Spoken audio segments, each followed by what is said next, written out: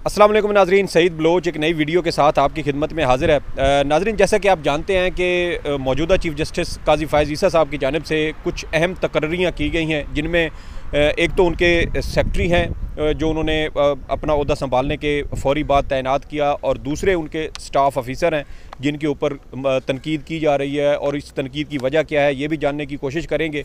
और क्या जिस तरीके से चीफ़ जस्टिस काजी फ़ायज़ ईसा साहब की जानिब से ये दोनों तकर्रियाँ की गई हैं, क्या ये सुप्रीम कोर्ट रूल्स या जो कवायद व ज़वाबित हैं, कानून है, क्या ये उसके मुताबिक हैं या नहीं है। चीफ़ जस्टिस काजी फ़ायज़ ईसा का माजी में सुप्रीम कोर्ट में इस तरह की जो तैनातियाँ होती हैं उस हवाले से उनका क्या मौक़िफ़ रहा है, यही जानने के लिए और इस पर गुफ्तगू करने के लिए मेरे साथ साबिक़ सदर हैं press association of supreme court मियाँ अकील अफजल, वो मौजूद हैं। उनसे जानने की कोशिश करेंगे कि मियाँ अकील अफजल साहब, बहुत शुक्रिया आपने वक्त दिया।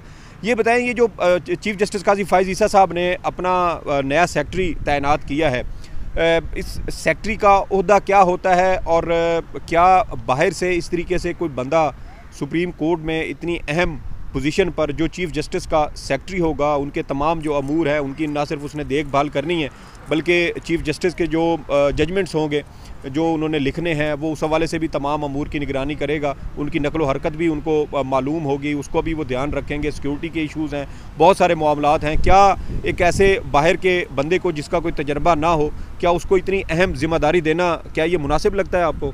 देखें सईद, इस हवाले से जो चीफ़ साहब के सेक्रेटरी हैं डॉक्टर साहब, वो बिल्कुल सुप्रीम कोर्ट के एम्प्लॉई नहीं है, और फिर दूसरी बात कि वो गवर्नमेंट एम्प्लॉई भी नहीं है।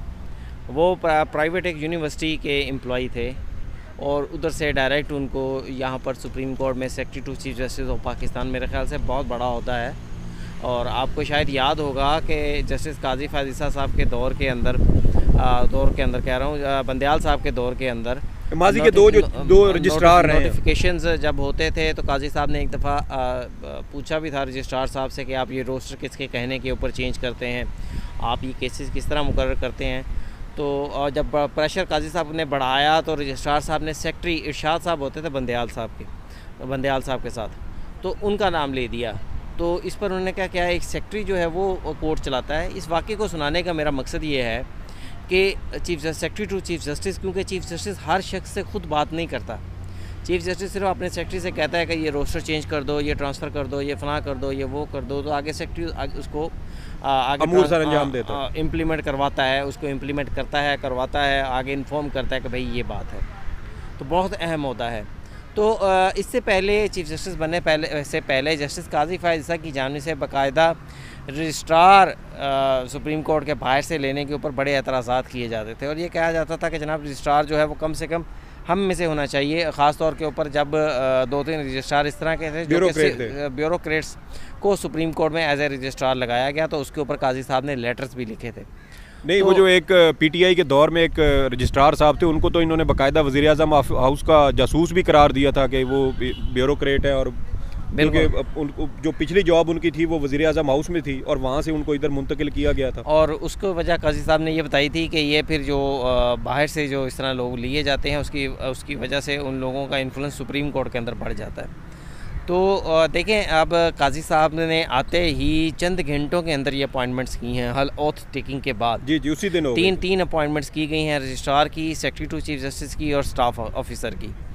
तो ये तीनों 3-4 घंटों के अंदर की गई है, यानी काजी साहब ने इसके ऊपर मशावरत की हुई थी, लेकिन अब मशावरत किससे थी ये तो हमें मालूम नहीं है। लेकिन ये है कि सेक्रेटरी टू चीफ जस्टिस साहब का हमने जहाँ तक मालूमात ली हैं तो उनके बारे में यही है कि वो गवर्नमेंट एम्प्लॉई थे पहले इस्लामिक यूनिवर्सिटी के अंदर, वहाँ पर उनका कोई इशू बना तो उसके बाद उनको जॉब से निकाल दिया गया। अब उनकी लिटिगेशन जो है वो उस हवाले से चल रही है। अब एक तो इशू ये है कि जो हमने सुना है, अगर तो ये चीज़ वाकई सही है, तो अगर उनकी लिटिगेशन किसी भी कोर्ट के अंदर, हाई कोर्ट के अंदर, सुप्रीम कोर्ट के अंदर या लोअर कोर्ट के अंदर कहीं चल रही है, तो उसके ऊपर भी असर आएगा। ज़ाहिर बात है कि भई अब बंदा जिसका केस है ये secretary to chief justice of Pakistan है।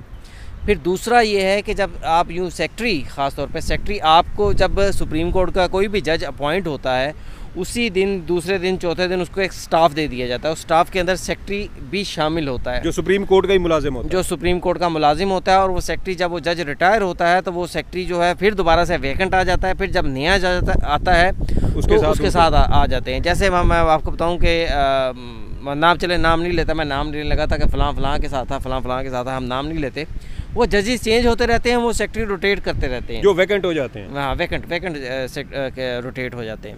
लेकिन यहाँ पर चीफ साहब ने, काजी फायज़ ईसा साहब ने मेरे ख्याल से अपने शायद स्टाफ के ऊपर एतमाद नहीं किया, या उनकी कॉम्पिटेंसी के ऊपर उन्होंने एतमाद नहीं किया कि एक सेक्रेटरी आप बाहर से ले आए। भाई उनका जितना मर्ज़ी इल्म हो, जितना मर्ज़ी उनको शरीयत के बारे में जानते हों, अगर आप उनसे इंस्पायर्ड हैं तो आप उनसे पर्सनली मशावरत कर लें कि भाई ये काम करना है, आप उनसे रहनुमाई ले लें। किसी केस में अदालती मुआविन मुकर्रर कर दें कि जनाब शरीयत का केस है और आप फ़लाँ जगह पे आपने शरीयत के हवाले से 4-5 बुक्स लिखी हैं।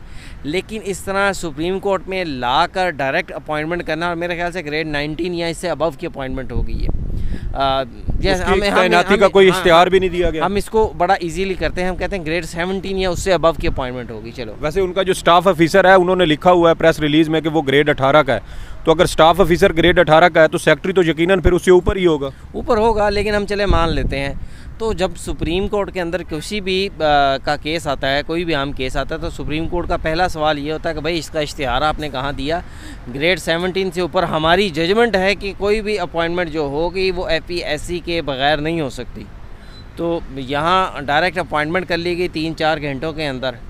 ये इख्तियार किसने दिया, इख्तियार कैसे, या इख्तियार था तो किस तरह यूज़ किया गया? कल तो केस की समाअत के दौरान चीफ जस्टिस साहब ये कह रहे थे कि मैं तो सुप्रीम कोर्ट के 1980 के रूल्स को मानता ही नहीं हूँ। तो जब वो मानते नहीं है तो फिर उन्होंने अपनी मर्जी से तैनाती कर दी होगी। नहीं, रूल्स आपके मानने या ना मानने से तो वो रूल्स अपनी वक़्त नहीं ख़त्म करते। तो वो देखे ना, वो तो खुद को रूल से बालातर साबित कर रहे हैं कि मैं अब चीफ जस्टिस हूँ, मैं तो रूल्स मानता ही नहीं हूँ, ना शायद मुझे मेरे ऊपर ये लागू होते हैं। नहीं, रूल्स अब कोई भी ऐसे आके कल को कोई ब्यूरोक्रेट भी कह दे कि मैं इन कवायद को, इन कवानीन को नहीं मानता। हाँ, वो इसका मतलब है ये बुरी मिसाल छोड़ रहे हैं, ये अच्छी मिसाल नहीं होगी।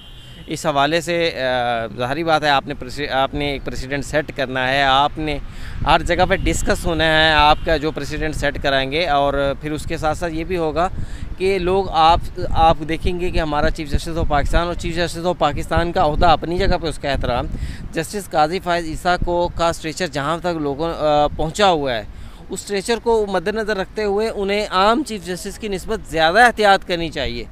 आप देखें ना, अगर उनका स्ट्रेचर देखें तो जनाब तहरीक पाकिस्तान के जो सफ़े अव्वल के रहनुमा थे उनमें उनके वालिद साहब और दादा कल्लात के वज़ीर आज़म थे। फिर और भी वाक़यात बहुत सारे मशहूर हैं कि एक बहुत रईस ख़ानदान के हैं, फिर उनकी अहलिया के हवाले से भी हैं। अभी तक कोई ऐसी बात बहरहाल उनकी अहलिया के हवाले से सामने नहीं आई। लेकिन ये जो 2-3 एक्शंस किए गए हैं, इन एक्शंस के ऊपर उनको दोबारा सोचना चाहिए कि इन एक्शंस का रिज़ल्ट क्या होगा। ये नहीं कि आप अपनी पसंद नापसंद से आप जिस ओहदे पर बैठे हैं, आप जो मर्ज़ी चाहें। और वो एक अक्सर सुप्रीम कोर्ट के जजेस कहते होते हैं कि आप बादशाह नहीं हैं, आप बादशाह नहीं बन गए कि आप। तो साबिक चीफ जस्टिस के ऊपर तो यही कहते थे कि जी कि आप वन मैन शो जो है वो नहीं चला सकते। तो यहाँ पर तो फिर वो ना कवायद व ज़वाबित को मान रहे हैं, ना वो जो वफाकी रूल्स हैं किसी भी अहम ओहदे पर तैनाती के हवाले से, जैसा कि आपने अभी जिक्र किया फेडरल पब्लिक सर्विस कमीशन वाले, उनको भी वो शायद फॉलो नहीं किया गया। ग्रेड 4 के कासिद की जब नौकरी आती है सुप्रीम कोर्ट में, आपको याद है गुज़श्ता चंद सालों में कई बार तैनातियाँ हुई हैं, तो उसके लिए भी इतनी स्क्रूटनी सख्त होती है। तो ये तो चीफ जस्टिस के पर्सनल सेक्रेटरी हैं, तो इसके लिए ऐसे ही किसी के ऊपर एतबार कर लिया, या इन्होंने कोई अकरबा परवरी, कोई अपना जानने वाला, कोई दोस्त, कोई इनका जिसको इन्होंने इस तरह ओहदा दे दिया? देखिए, मेरे ख्याल से ज़ाहिर बात है कोई ना कोई ताल्लुक तो होगा, क्योंकि अगर सिविल सर्वेंट भी होता तो बंदा कहता है कि इनकी वजह शोहरत बड़ी अच्छी। वैसे ये जो सेक्रेटरी साहब है ना, डॉक्टर मोहम्मद मुश्ताक साहब, इन्होंने 19 अप्रैल 2023 को तामीर मिल्लत यूनिवर्सिटी में एक सेमिनार में मौजूदा चीफ जस्टिस साहब का कोई 2-1 घंटे का इंटरव्यू किया था। शायद उससे खुश हो के ये ओहदा दे दिया हो। अब इसकी वजूहात तो मालूम नहीं है, बहरहाल वो इंटरव्यू तो है, इंटरव्यू तो है, और लाइव भी चला था, आपको याद होगा। ये भी हो सकता है कि वो इंटरव्यू हुआ ही इनके ताल्लुकात की बुनियाद के ऊपर, इनके पहचान की बुनियाद के ऊपर हो, या कोई तीसरा शख्स दरमियान में ऐसा हो जिसका इन्फ्लुएंस काजी साहब के ऊपर भी हो और जिसका ताल्लुक डॉक्टर मुश्ताक साहब से भी हो। तो मुमकिन है उस शख्स ने कोई किरदार अदा किया हो कि काजी साहब आएंगे, अब मैं आपका इंटरव्यू करवा दूँगा। उसके ऊपर। तो आप क्या समझते हैं कि डॉक्टर मुश्ताक साहब के जो मुकदमात नीचे अब हाई कोर्ट में चल रहे हैं, उनके इस ओहदे की वजह से वो मुकदमात ज़रूर मुतासर हो सकते हैं? मेरे ख्याल से तो देखो इसका असर तो पड़ता है। वैसे तो जिस जज के पास वो फिक्स होंगे उस जज के ऊपर भी है कि वो असर लेते हैं या नहीं लेते, लेकिन हम जनरली बात कर रहे हैं कि असर होगा। मसलन अगर हम अब मुश्ताक साहब, हर शख्स की ख्वाहिश होती है कि मेरा जो मुकदमा है वो जल्द समाअत के लिए मुकर्रर हो जाए।